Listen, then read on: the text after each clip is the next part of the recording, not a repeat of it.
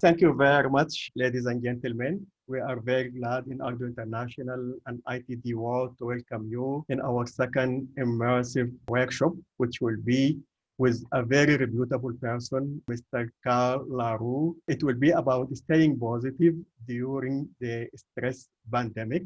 Mr. Karl LaRowe is a well-known person who passed all this track of turning the life of people who became stressed into a very productive and active life. He trained more than 50,000 persons in United States of America and in Asia and in different parts of the world. So this webinar, inshallah, it will be attended by participants from more than 20 countries. So we are very glad to have you here. Our brother Karl LaRowe is an international speaker. He's a consultant and author. He's a positive psychology coach. He's also a proof trainer from the HRDF, which is Human Resource Development Fund of Malaysia. And he's a live ARTDO International member.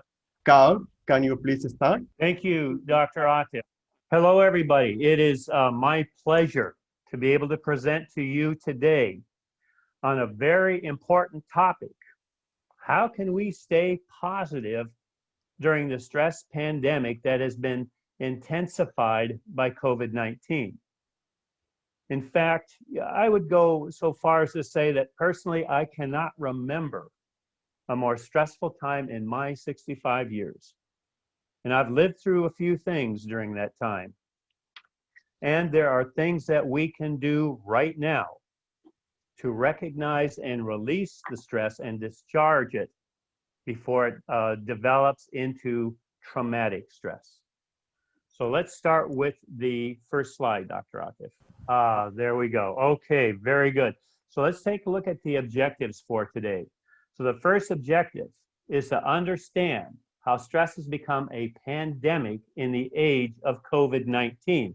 And what I'll talk about in a little bit is that stress is already a pandemic. It's been called that by the World Health Organization. And I believe it has been intensified to the level of traumatic stress with the advent of COVID-19.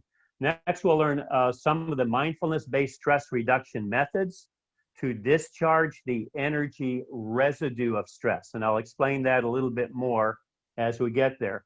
Some of the methods I'll be sharing with you are from MBSR, and some of them are methods that I've developed in my recovery from stress and depression. Okay, next slide, Dr. Atif. And then we will embrace self-compassion as an effective method for embodying positive energy.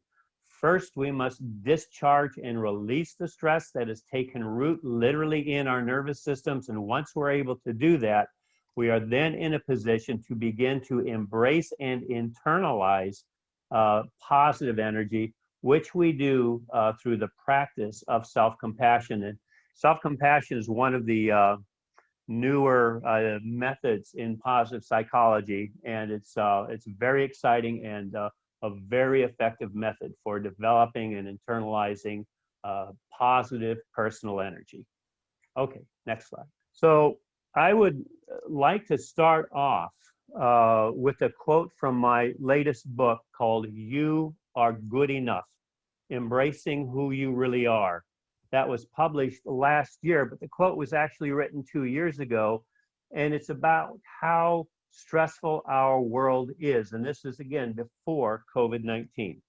We are experiencing one of the most unpredictable times in human history.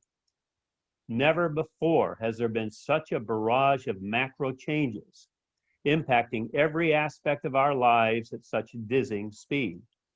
The bits and bytes of virtual reality, the images and facades of social media, fake news, misinformation, acts of terror, environmental calamities, and social cultural disintegration. The world many of us knew is no longer. Our sense of stability is slipping away. And again, this was written before the COVID-19 pandemic, because the World Health Organization has already classified stress as a pandemic. And they say that stress costs the world economy $250 billion, that's US dollars, every year in lost productivity. And it's the second leading cause of disability worldwide. The first leading cause is depression. I'm sure most of you already know that there's a real relationship between stress and depression. And again, this was all before COVID-19. Okay, next slide, Dr. Atif. COVID-19 has really intensified stress into what I truly believe is traumatic stress. So I found an article, one of the few that I could find, about how the COVID-19 pandemic is impacting the stress level of people at work. And this was published in the Human Resource Executive, and it was just 6 weeks after the pandemic. According to this study, 88% of workers reported experiencing moderate to extreme stress over the past 4 to 6 weeks. Among those reporting stress, 62% noted losing at least 1 hour a day in productivity, and 32% lost at least 2 hours a day due to COVID-19 related stress. And all of this stress resulted in a stark increase of new prescriptions. Again, from February 16th to March 15th, prescriptions filled per week for antidepressant, anti-anxiety, and anti-insomnia medications increased by 21%. 78% of all 3 prescriptions filled during this peak week ending March 15th were for new prescriptions. So it shows a stark increase in the request and the writing of new prescriptions for depression, anxiety, and sleep problems. So let's take a look at just what stress actually is. We know that it's on the increase. We know that it impacts us physically and mentally, but let's actually take a look at the sort of the official clinical definition of stress. And this was developed by Dr. Hans Selye, who is considered the literally the Einstein of stress. He did more research on stress than anybody in the world. And when I was looking up his research, I expected to see some, high worded, long technical explanation of it. And what I found instead was that stress is defined by Dr. Selye as the non-specific response of the body to any demand for change. And this really impressed me because he defined stress not as something that's in your head or as a result of your thoughts, as many of us do, but that stress is in the body. It's experienced in the body. It occurs first in the body, and then we recognize it in our mind as stress.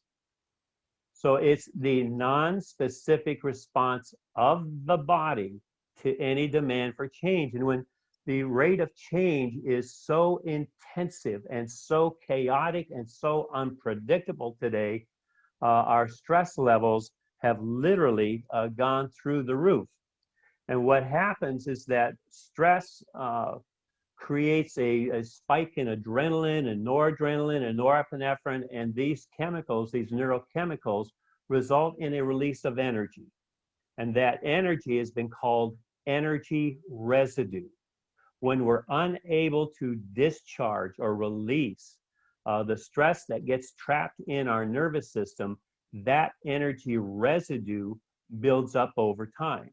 So stress is literally cumulative. It accumulates day to day. And it becomes imperative that we learn how to discharge and release the stress on a regular basis. So next slide, Dr. Atif.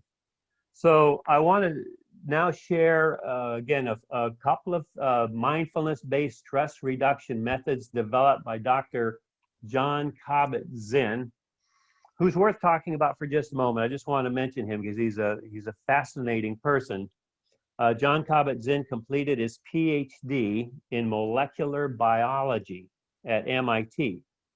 And he's a professor emeritus of medicine and the creator of the Stress Reduction Clinic and the Center for Mindfulness in Medicine, Healthcare, and Society at the University of Massachusetts Medical School. MBSR is one of the most researched and utilized stress reduction programs in the world. So let's take a look at a couple of those methods, and then I'm also going to add on a couple of mine. So next slide, Dr. Atif. So this first method is called the body scan. And it may be one of the most important things that we can learn to begin to do. Because what happens is when we get stressed, and particularly today and with traumatic stress, we go into a defensive mechanism that's called dissociation. And what dissociation means is disconnection. So the more stressed we get, the more we disconnect from how we're feeling in our bodies. And when we do that, we don't notice the body sensations of stress until they get to such an intense place, or until we become so sore, so stiff, or until we become so exhausted or we become ill, then we finally pay attention to it. But the fact is that stress builds up in the body. Research shows that we go into a stress reaction once every 20 minutes. That's an average of 60 times a day. Yet it's rare that we will actually be aware of it as it occurs. So the body scan is a very simple, easy exercise that you can do anytime, anywhere. It takes just a few minutes. And it's very effective at beginning to learn how to recognize stress just as it begins to develop in the body. So here's the exercise. What I'd like you to do is to imagine that you're having a really stressful day, or just imagine a day, maybe yesterday or the day before, that was extremely stressful, that you felt very tense, very tight, very stressed. Just bring that situation to mind. I just want you to think about that so that we can allow that stress feeling to occur in your body. So just think about a stressful day or a stressful time that you had recently. And as you're thinking about that, extend your attention from your head into your neck and your shoulders. So just bring your attention now from that image or that scene you have in your head and bring it into your neck and shoulders, and pay attention to what you're experiencing, particularly those muscles that connect your neck and your shoulders, the trapezius muscles. This is one of the places that we tend to experience a lot of stress. So just allow yourself to feel and experience whatever sensation you're feeling in your neck and your shoulders. Maybe a sense of tension or tightness, squeezing, soreness, whatever the sensation is, allow yourself to experience it. Just take note of it. Now extend your attention into your chest area, particularly around your heart. Now, often we hold stress in our chest as well. In fact, 75% of the visits to the emergency room where people think they're having a heart problem is actually stress. So just allow yourself to experience whatever you're feeling, whatever you're sensing in your heart and in your chest. Possibly it's a sense of tension or tightness or heaviness. Sometimes people talk about having a heavy heart. But just let yourself feel it. And now extend your attention into your stomach. And this is the third place that we often hold stress. Often we get an acid feeling, butterflies, tension, tightness. Whatever you're experiencing, just allow yourself to be aware of it. Just notice it. Okay, so let's go to the next slide, Dr. Atif. This little scan, this little body scan, allows you to sense and feel the stress or the sensations that are going on in your body.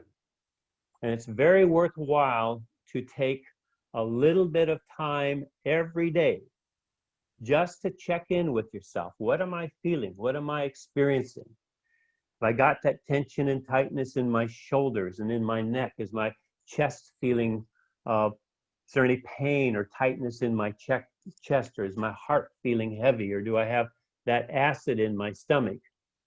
And the other thing to really pay attention to is your breathing. Because when we're stressed, we tend to hold our breath in. And I'll talk a little bit more about that in just a moment. But right now, I want to demonstrate and show to you a method for discharging that stress. And it's a very simple, easy method that you can do anytime, anywhere. And what I'm going to have Dr. Atif do is to point the camera towards me so that you can observe me. Because it's a shoulder rotation exercise, and I want to do this with you. Yep. So can everybody see me? Yes, it is on you. All right. So since we normally get this tension, almost everybody experiences it up in the neck, these trapezius muscles. Right here, we get tense and tight, and they get very sore. This is the buildup of stress in the body. So what we want to do is to take a big, deep breath from our diaphragm. And what we're going to do is as we breathe in, we're going to pull our shoulders up. As far as we can go, we're going to pull them up, up, up to our ears as far as they can go. Breathing in as deeply as we can. Expand your chest, pull the shoulders back, and then breathe out your mouth and release all of the stress. So let me show that again, and I want you to do this with me. As you're doing this, really pay attention to what's happening in your neck and shoulders and visualize that stress breaking down into little pieces as you move the shoulders up and then back. Literally sense and feel all of that stress breaking down. And as you exhale, release it. Let it go. Imagine all of that stress coming out with your breath and that you're discharging it completely. So let's try this again. Breathe in deep as you pull your shoulders up, up, up as far as they can go, all the way to your ears. Now rotate them back, extend your chest out, and then release all of the stress. When you release your oxygen, push the oxygen out of your stomach and out of your lungs. It's often that we're literally holding on to that oxygen, and we need to learn to release it. Now, I want to show you one other way of doing this, because sometimes the stress gets so embedded, so stuck in our neck and shoulders, that we must use what's called progressive relaxation. And what that is tensing the muscle, then moving it with as much tension as we can, and then releasing it. So let's start this again. Now tense the muscles up in your neck and shoulders. Really tense them up. Now as they're very tense, pull your shoulders up, up, up with as much tension as you can. Pull them up, rotate them all the way back, and then push it out, push it all the way out. One more time. Tense, tense, tense. Pull the shoulders up, up, up, all the way back. Rotate them back, and then release. Push all the oxygen out. We need to be mindful of the stress that accumulates and make the effort every day to discharge the stress. I try to do this at least 4 or 5 times a day. But the thing is that when you're noticing it begin to build up here, pay attention to what's going on in your body. Allow yourself to feel what's happening in your body. Your body is really your best indicator of what's going on. Okay, so let's go to the next slide, Dr. Atif. Okay, now I want to talk a little bit about breath. Breathing is incredibly important. And as John Kabat-Zinn here says, it's literally the pulse of life in us. And breathing is one of the things that we just don't pay that much attention to. But the fact is that most of us breathe incorrectly. If you've ever watched a young baby breathe or a young child breathe, you'll notice their stomachs expanding with each breath. If you ever watch a young child or a baby breathe, their stomachs are coming out with each breath. That is natural breathing. But what we've done today, we've gotten so tense and so tight that we're holding our stomachs in, and we do it unconsciously, and as a result, we're holding our breath in.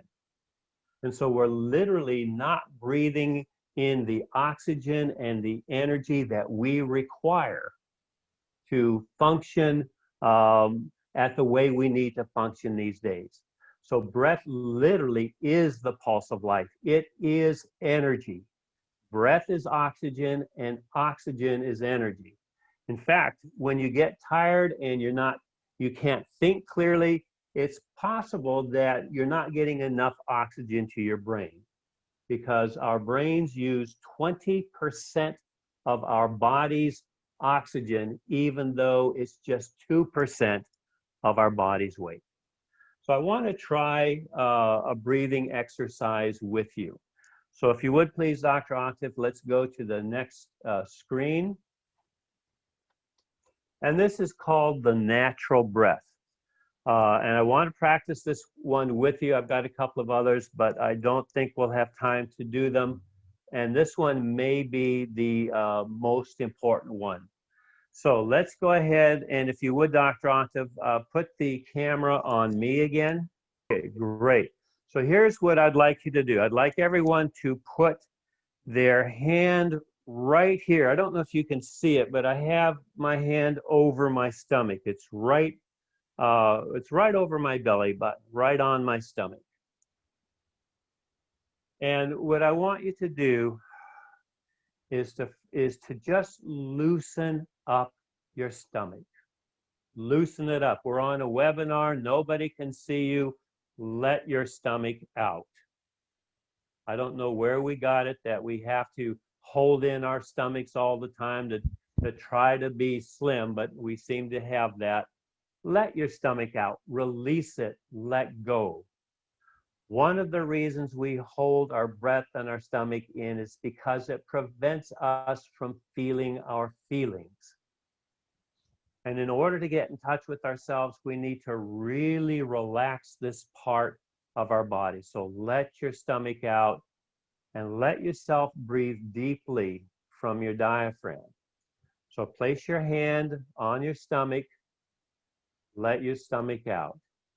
What we're going to do is take a deep breath now in from the diaphragm to a count of 6. So breathe from the diaphragm in, 2, 3, 4, 5, 6, and now release. 2, 3, 4, 5, 6. And push the air out. In the last part of the breath, push that remainder air out, because very often we have oxygen that's trapped in our stomachs, and so we're literally carrying around this old oxygen. So let's try again. Breathe in deeply from the diaphragm. And then release. Push it all the way out. Again, breathe in deeply. And then release. Allow yourself to get into a rhythm of this nice, natural breath. Qigong says there are 6 qualities to breath: long, slow, deep, even, fine, and tranquil.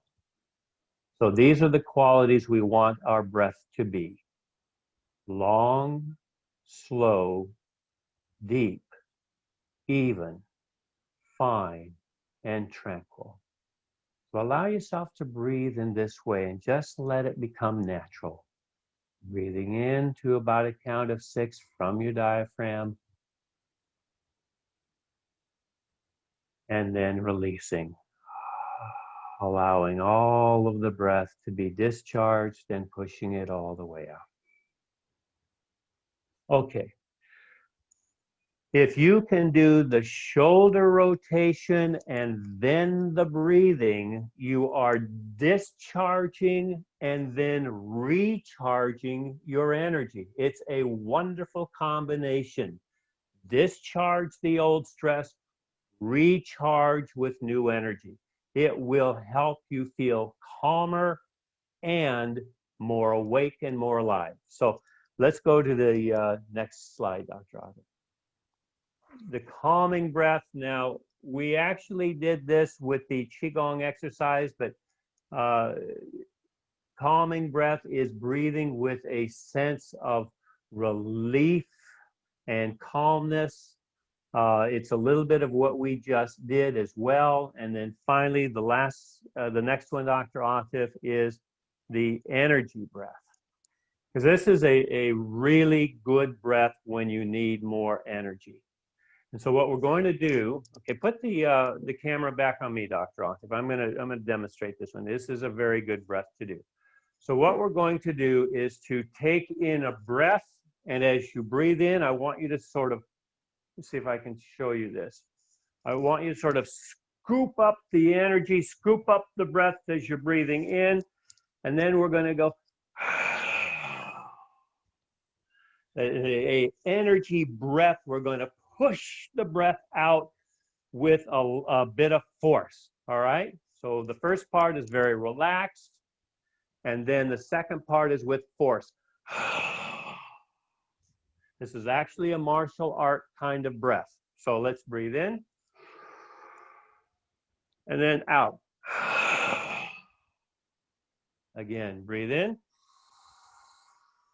and then out. One more time. Breathe in and then out. And this will immediately increase your energy. And this is not hyperventilation because you're breathing fully from your diaphragm and directing all of the air out. Okay, let's go to the next slide. Now, this is a strategy that I want to describe to you because it's one of the most important strategies that I personally practice, particularly today. It's called pause, breathe, relax, reflect, and respond. So yes, Dr. Atif, that's the first stage. The first step of this is to pause. So here's what happens. When we begin to get all stressed out, it literally changes our biochemistry.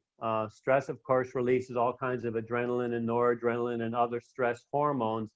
And the emotional brain, or the amygdala, actually gets overly activated, and the prefrontal cortex, the thinking brain, gets underactivated. And this is why we can sometimes sort of explode or say things we wish we didn't say, or really have a strong emotional reaction when we didn't mean to, because we've got all of this stress inside, and it's built up to a point where it takes a very little trigger for us to have a reaction. So when you're feeling the stress beginning to build up, and again, pay attention to what's going on in your neck and shoulders, you can begin to feel that stress building up, and you can feel a reaction coming on.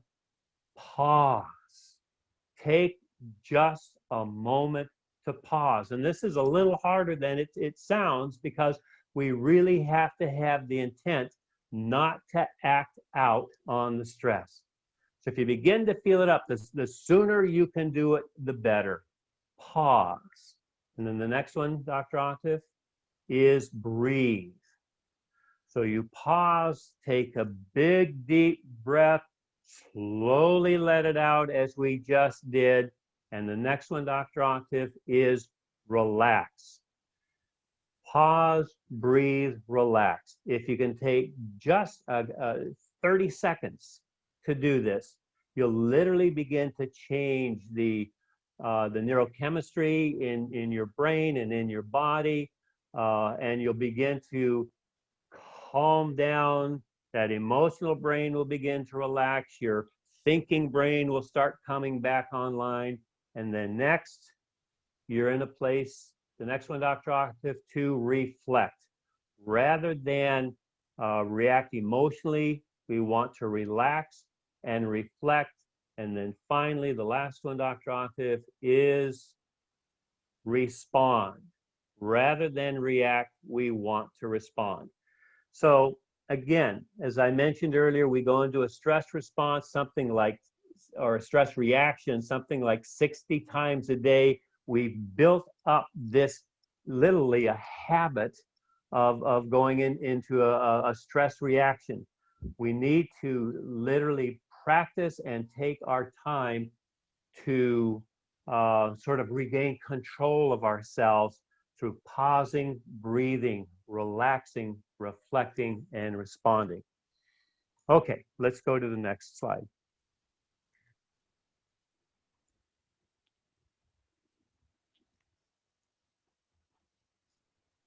So the next part I want to show you here is what's called self-compassion. And self-compassion is one of the most powerful practices that I do every day. Because when we get so stressed, we can get into sort of a very negative place in our mind. In fact, positive psychology calls it gratuitous negativity. But chronic stress has a way of triggering our negative emotions. And one of the best ways to begin to soothe and comfort yourself is through the practice of self-compassion. And this is being studied by Dr. Kirsten Neff, great website, selfcompassion.org. And she says this: instead of mercilessly judging and criticizing yourself for various inadequacies or shortcomings, self-compassion means that you're kind and understanding when confronted with personal failings. And if you're like me, and I think a lot of people are, we tend to be very, very harsh with ourselves, particularly if we think we've really messed up or made a mistake. And that habit of saying unkind things, judgmental things, harsh things to ourselves is actually very damaging to our self and our self-esteem. Next slide, Dr. Atif.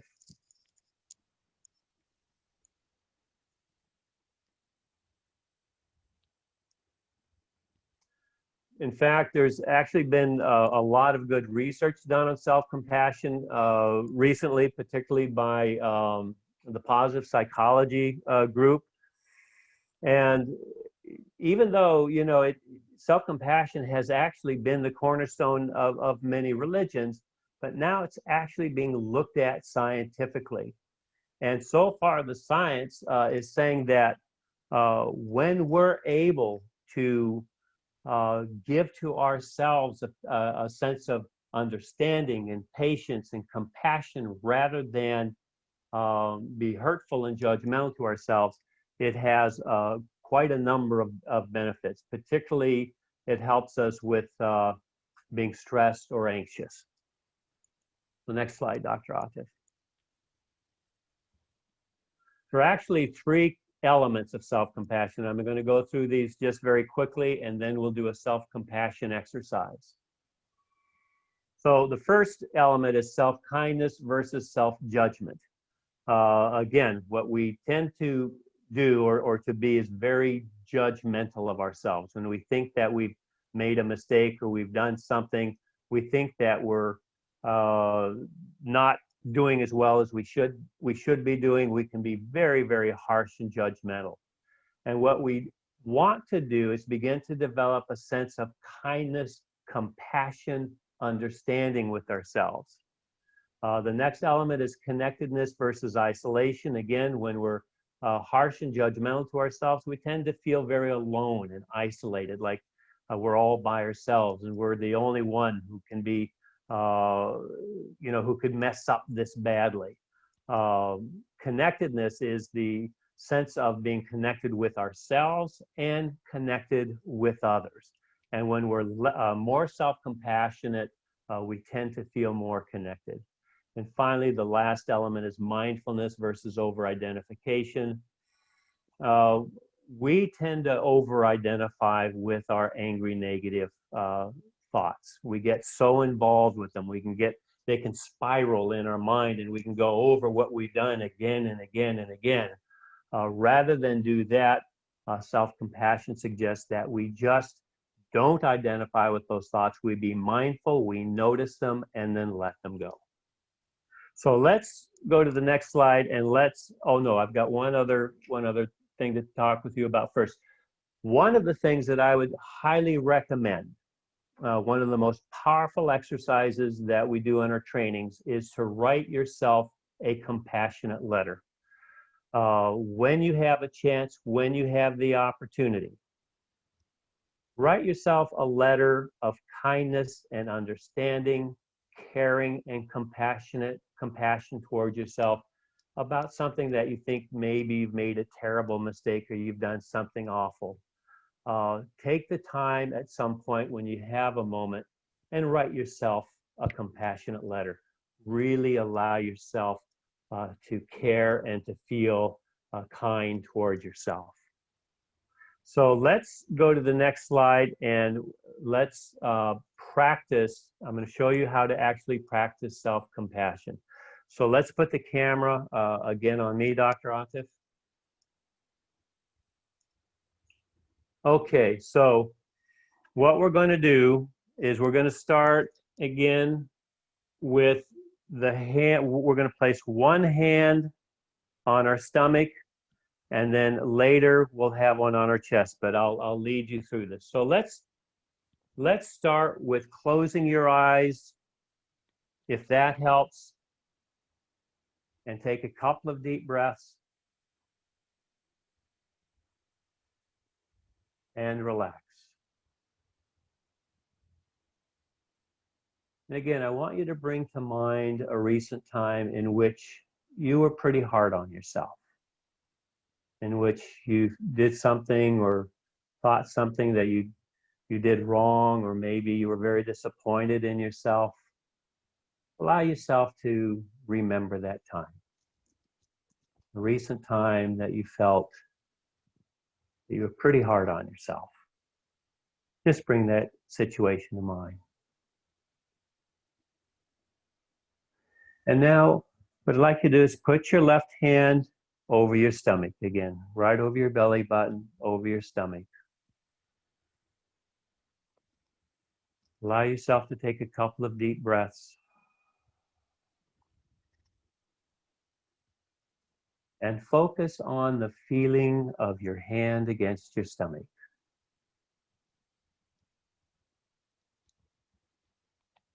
And just allow yourself to feel the warmth and the support of your hand on your stomach.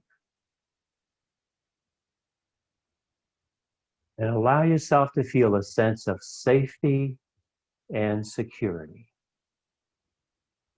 Safety and security. As you're breathing deeply and you can feel the support and the warmth of your hand against your stomach, this feeling of safety and security begins to fill you up. You can feel that feeling literally go from your palm right into the center of your being. And you can feel the center of safety center of calmness, stability, and security. Rather than feeling judgmental and angry with yourself, allow yourself to develop a sense of safety and inner security deep in your center. Give yourself the support that you need. Rather than be angry and judgmental towards yourself, allow yourself to feel a sense of safety and security inside yourself. Now place your right hand over your heart, over your chest. And in the same way, feel the pressure and the warmth of your right palm against your chest. And allow yourself to feel this gentle holding, this gentle caring, and the sense of compassion that you have for yourself. Allow yourself to feel compassionate understanding. Let yourself give to yourself the gift of kindness and compassion and understanding. Allow the warmth of that feeling to go from your right palm all the way into your heart. And feel your heart fill up with a sense of kindness and compassion toward yourself. Allow yourself to accept and embody the feeling of compassion. It's so often that we need compassion. It's so rare that we give it to ourselves. Give yourself the gift of compassion. And allow those feelings to just become a part of who you are. This is what we mean by embody the feelings. Allow these feelings of kindness, compassion, safety, and security inside yourself become a part of who you are. Okay, let's go back to the slide, Dr. Atif. I think I've got just a couple of minutes left.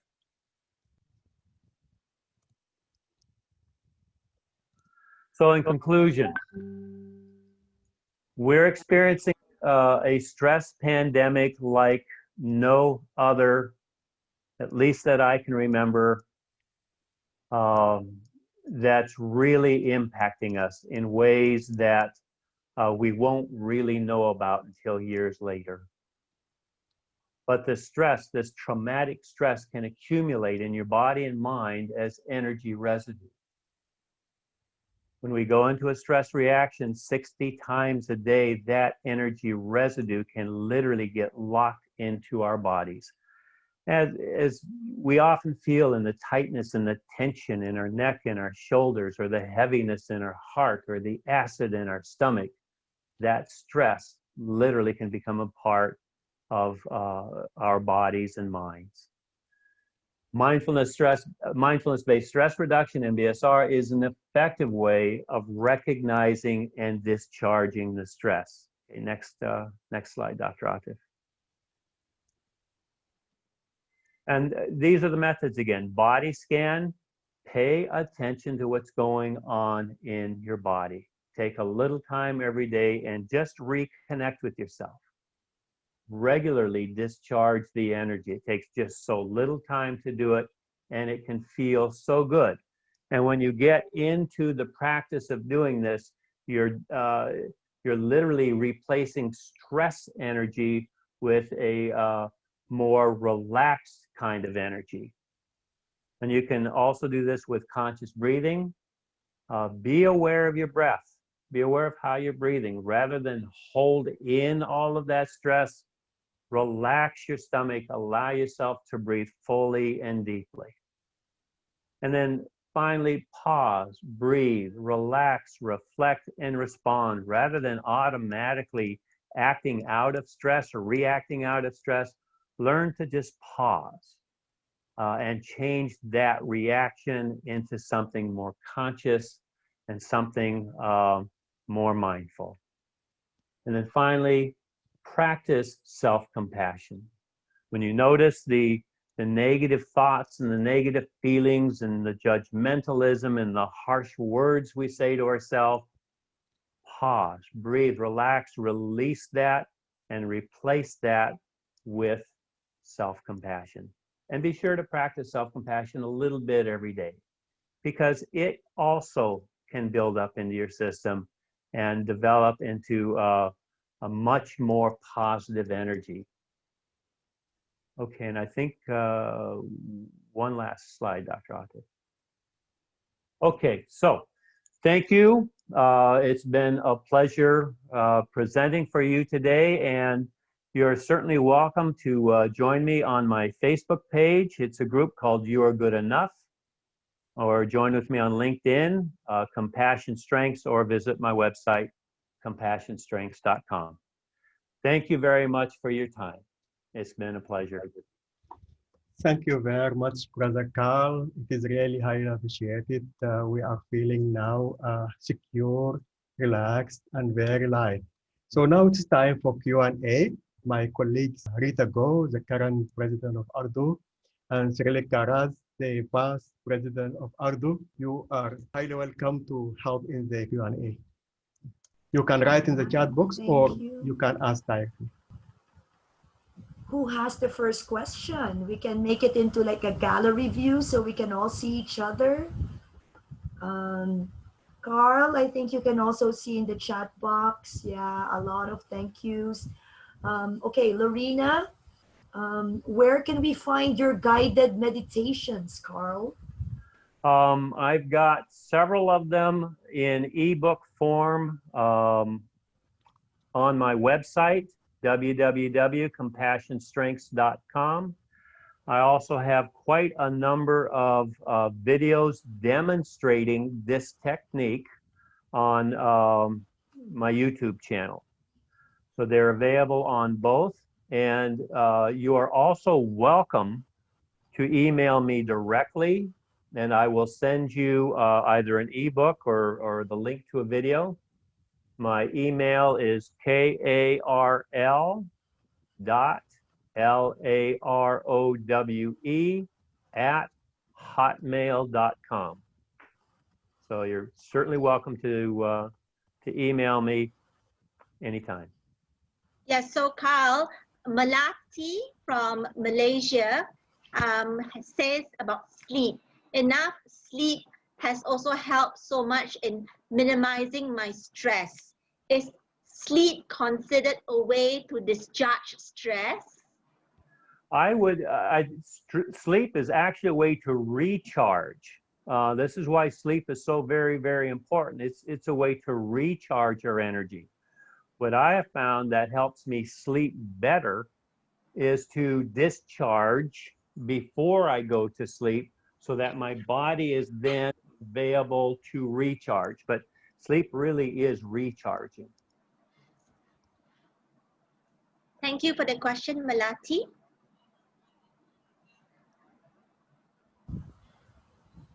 Anyone else would have a question? Oh, Tana. Tana wants to ask, can self-compassion be misunderstood as self-pity? Yes, thank you for that question. And that's always the question that people ask. Am I just sort of pitying myself if I'm compassionate? Isn't that just sort of a soft way of not really paying attention to things? And no, the answer to that, it's not. Pity is when I sort of get so caught up in what's wrong with me. Why did this happen? I'm so bad. It's no good. Self-compassion, on the other hand, is a way of giving to ourselves a sense of understanding and kindness, forgiveness, which is very different than pity. We're not pitying ourselves or being sorry for ourselves. We're giving to ourselves the kindness and the love and the compassion that we all need. I believe that compassion is maybe one of the most important, powerful energies there is. And we need to have it. And it's just the case that we don't get enough of it. And we've learned to actually treat ourselves rather horribly. Research was done on how many stressful, angry thoughts we have towards ourselves every day, and it's in the thousands. And so we tend to be quite harsh with ourselves. As I've always said, you can never build yourself up by knocking yourself down. Thank you for that great question, Tana. That's a wonderful question. Anyone else? Perhaps from Ibadan. Ibadan, you have a comment? Yeah, thank you. Can I talk? Our Nigeria friend Yeah, from me? Nigeria. Yes. Yeah, thank you. Now, is self-compassion appropriate when the bad economy is weighing one down? When the economy is bad and somebody is feeling stressed by it, self-compassion be appropriate. In a situation when the economy is bad, somebody is feeling very bad about it, will self-compassion be appropriate? Okay, you're breaking up. I cannot hear the question. So maybe I heard something like when economy is bad, right? When economy is bad, is self-compassion appropriate? Yes. Yes. That was the question. Yes. Yes. I believe self-compassion is especially appropriate when the economy is bad, when the stress is high, because those are the times that we tend to put such pressure on ourselves. And when that pressure turns negative, when I think that I can make myself do better by hitting myself verbally or emotionally, or what's wrong with you? Why aren't you doing this? That's the time for self-compassion, because that kind of hitting ourselves it does not help performance. It does not make us better at what we do. What we now know from positive psychology is that when I'm in a positive mental state, I think better. Positive mental, positive emotional state, I think clearer, I think more creatively, I think in a better way. And physically, it's good for us because stress harms us physically. And so if I add stress to myself, I'm actually doing self-harm. Self-compassion is very relaxed, and it's a sense of feeling nurtured and kind, and we have a feeling of wholeness on the inside. It's been crucial for me. I've struggled with depression most of my life, and it's been crucial for me to help me out of depression and into something more positive. So, Karl, there's a question, Jemima, right? Jemima is talking about depression as well. Yeah. So, There's a question here. Jemima is asking, at what point does stress lead to depression? Good question. And the answer to that is it's different for everybody. And it depends on a number of things. One of them is, have I been depressed before? Do I have an inclination to becoming depressed? Do I have any family members who have been depressed? Because depression has a genetic basis to it. Do I have a history of childhood trauma? All of these factors influence how a person can begin to experience depression and what kind of stress can precipitate that depression. For many people, chronic, unremitting, negative feelings can lead to depression when there is no way, when I feel like there's no way out, when I have no alternative, when I feel helpless and I feel hopeless and I don't feel there's anything that I can do, then that energy can get turned inside and against me, and that can often result in depression. But it's different for everybody. So, Carl? Sarah, go ahead. Yes, there's a question here from Romel Ancheta from the Philippines. How much time and effort should we spend to generate positive thoughts to fight against negative energies every day? What routine structure do we follow? Well, my first answer is as much time as you can. That's the first answer. Okay. Because here's again the research, and it's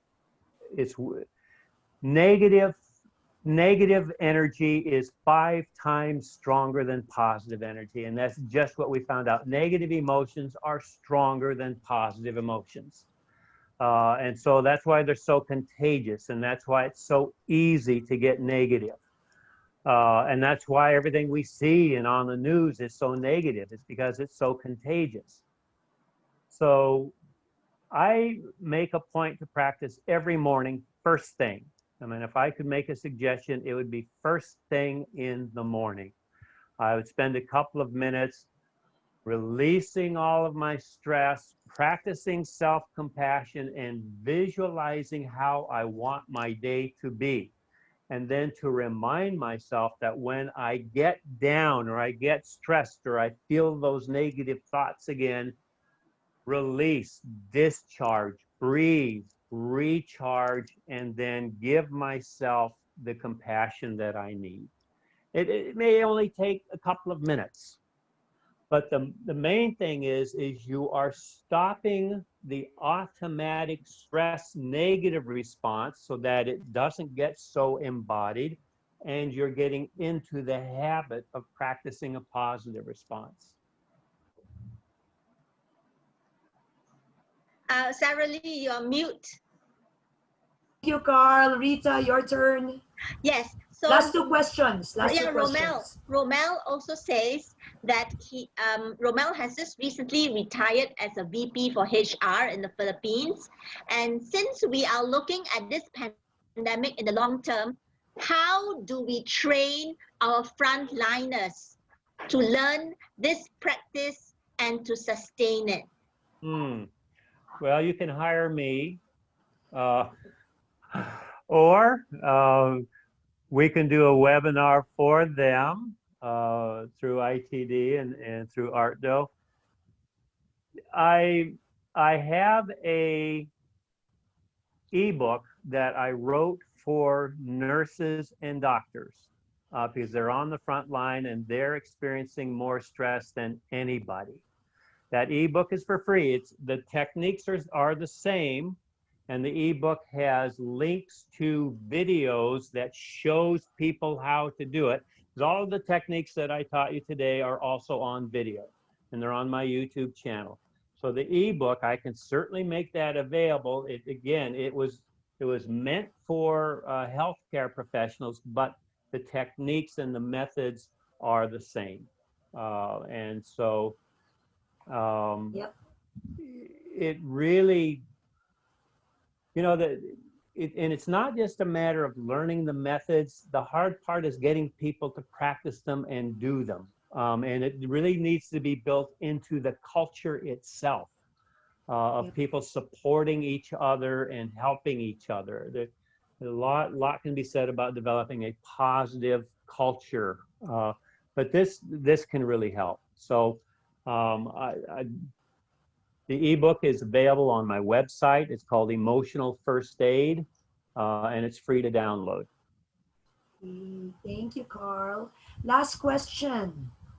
What is your advice to manage panic attacks? Oh, wow. Okay.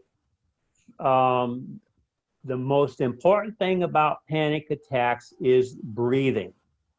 Because when people have a panic attack, they're breathing short, shallow breaths rapidly. And that really throws off the oxygen, carbon dioxide exchange within the lungs and within the human body. And when people breathe short, shallow hyperventilation, what that does is it precipitates more panic. And so breathing deeply from the diaphragm, particularly allowing the breath to come out slowly, doing the shoulder rotation to release the excess stress can be very useful for panic attacks. But I'd also not wait for a panic attack. I would prepare myself in the morning by doing the exercises and having myself in a more relaxed sort of frame of mind and body to begin with. It creeps up on you. Anxiety and panic creeps up on you. You're not experiencing it. Your shoulders are getting tense and tight, and you've got it in your stomach, and then all of a sudden the panic attack. The signs were there earlier. We need to pay attention to what they are to release them before it builds up into that panic. Okay. Excellent.